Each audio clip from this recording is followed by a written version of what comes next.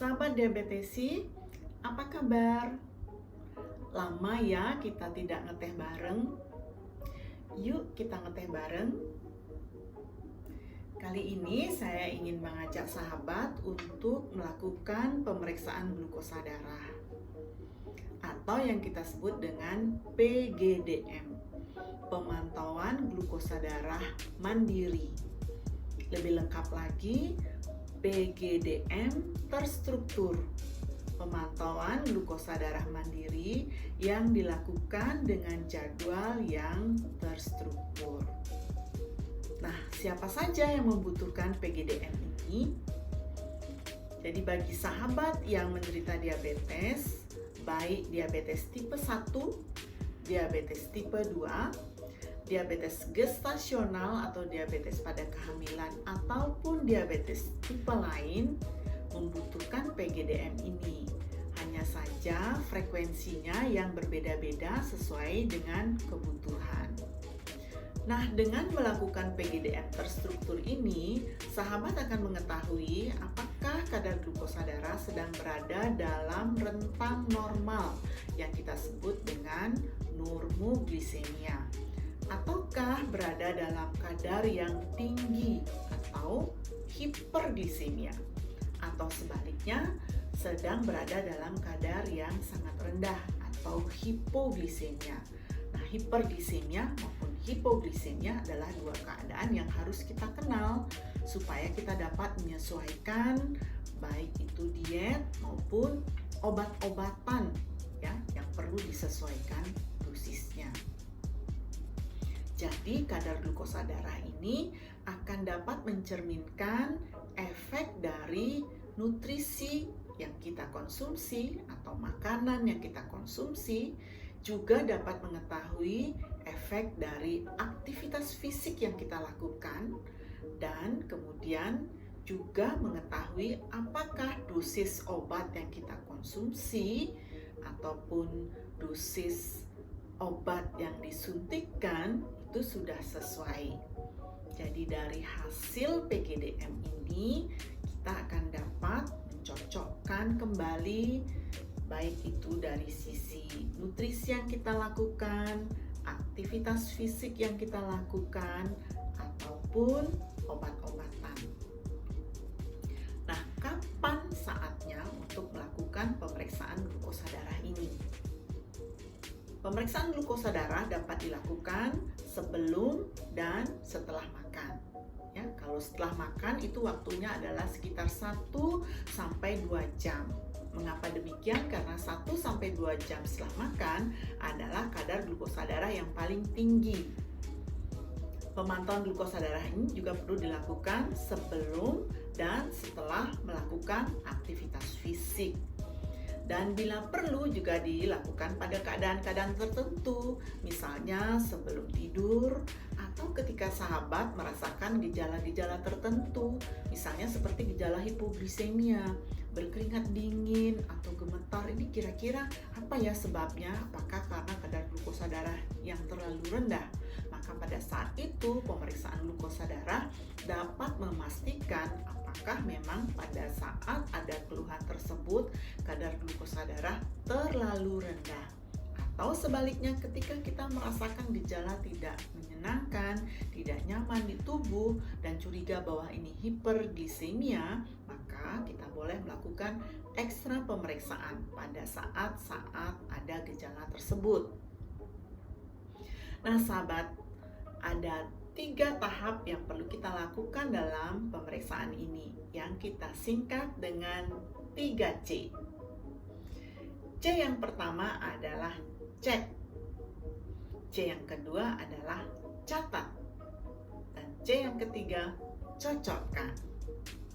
Untuk cek gula darah kita membutuhkan alat yang kita sebut dengan glukometer. Untuk mencatat, sahabat bisa menyiapkan buku ya, bisa buku yang memang sudah disiapkan khusus untuk pemantauan glukosa darah yang sudah berisi catatan atau garis-garis kolom untuk tanggal, kadar glukosa, nutrisi, dan obat-obatan atau keterangan tertentu. Dapat juga dibuat sendiri sesuai dengan kebutuhan. Nah, untuk C yang ketiga, cocokkan. Nanti setelah ada data hasil pemeriksaan glukosa darah ini, boleh menghubungi dokter atau educator yang membantu sahabat. Nah, sahabat diabetisi, kita coba lihat yuk glukometer itu seperti apa. Kebetulan saya punya alat glukometer yang baru. Kita bongkar dulu apa ya isinya. Jadi di dalam box glukometer ini ada alat glukometernya seperti ini. Nah, kemudian kedua yang penting adalah pen soft click. Pen soft click ini adalah untuk pengambilan sampel darah. Ini dapat digunakan berulang kali. Hanya saja nanti pada saat menggunakan berulang kita perlu mengganti jarumnya. Jarumnya juga sudah tersedia ya. Jadi ini adalah jarum aku cek soft click ya. Dan kemudian yang penting satu lagi adalah test strip. Test strip ini disimpan di dalam botol, jadi pastikan tertutup rapat. Dan hal penting yang harus dipastikan sebelum kita mempergunakan adalah tanggal expirednya atau tanggal kedaluarsa. Di sini terlihat tahun 2002 dan pastikan ketika sahabat mempergunakan bahwa test strip ini tidak kedaluarsa. Ya. Jadi alat-alat sudah siap. Kita ambil satu jarum untuk kita pergunakan. Nah, kalau kita tidak mau mempergunakan pena soft click, kita dapat juga mempergunakan Safety Pro Uno. Ini dipergunakan satu kali pengambilan darah satu pasien. Jadi kalau kita ragu, misalnya alat dipergunakan bersama, kita bisa mempergunakan Safety Pro Uno. Nah, jangan lupa juga menyiapkan alkohol swab ya untuk membersihkan area yang akan ditusuk nanti, serta botol kosong untuk membuang bahan-bahan habis pakai supaya sampahnya tidak bercampur dengan sampah rumah tangga. Nah, pertama kita siapkan dulu ya alat untuk pengambilan darah ini atau pena soft click. Kita pasang jarumnya, ditekan seperti ini, dan kemudian kita buka tutupnya. Kita pasangkan kembali. Nah, di dalam pena ini ada angka yang menunjukkan kedalaman dari jarum. Jadi pada anak-anak misalnya kita bisa menggunakan angka 1 atau angka 2, dan pada orang dewasa bisa angka 3, 4, 5 sesuai dengan ketebalan kulit. Kita akan coba putar, saya mungkin putar sampai angka 3 atau 4 ya. Sesuai dengan kebutuhan ketebalan kulit. Dan supaya siap disuntikkan, maka kita tekan bagian ujungnya sehingga ada penanda di tengah ini akan berubah warna dari putih menjadi kuning yang menunjukkan dia siap untuk dipergunakan. Setelah pena siap, kita ambil satu test strip.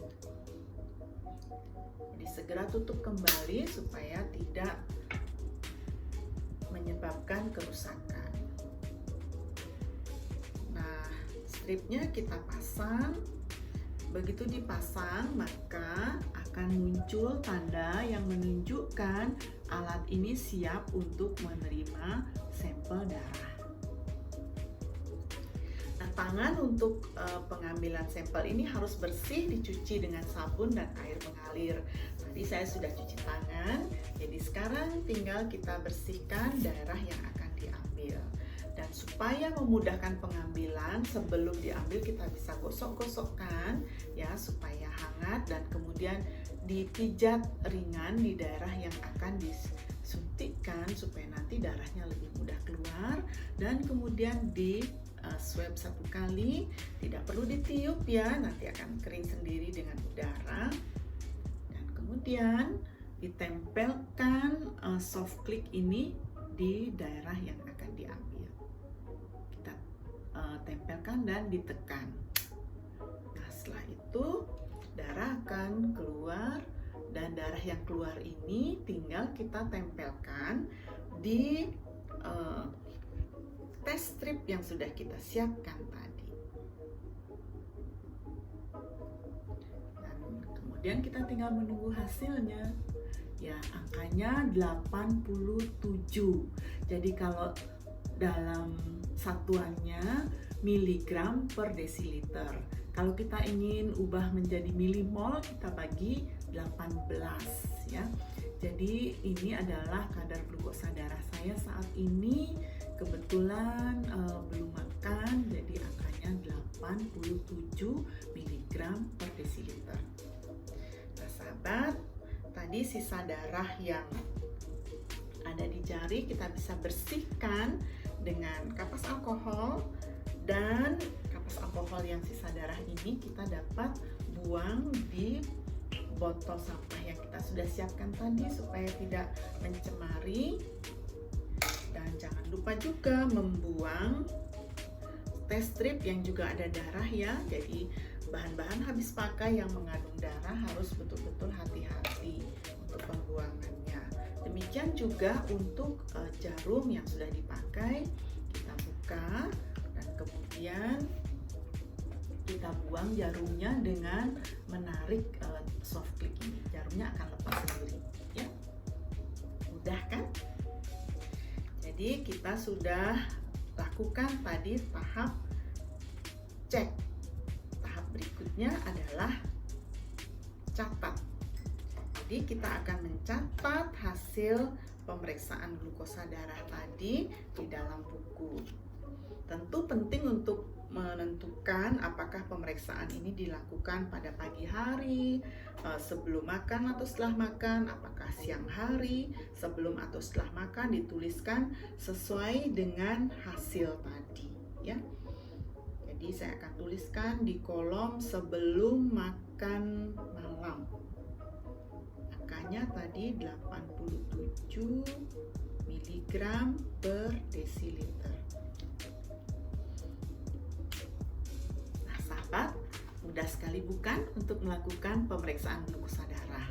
Jadi jangan ragu untuk melakukan pemantauan glukosa darah mandiri di rumah, karena ini penting bagi sahabat untuk mengetahui kadar glukosa darah dan juga membantu untuk mencocokkan nutrisi, mencocokkan aktivitas fisik yang dilakukan, serta mencocokkan dosis obat, baik itu obat tablet atau obat oral yang diminum ataupun obat yang disuntikkan. Semoga kadar glukosa darahnya selalu berada dalam rentang yang normal.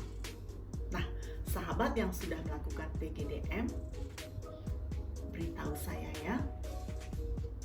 Sahabat pasti bisa menjadi inspirasi bagi sahabat diabetes yang lain agar tidak takut untuk melakukan PGDM. Tidak ragu-ragu lagi melakukan pemeriksaan glukosa darah sendiri. Tidak sakit loh. Sampai jumpa.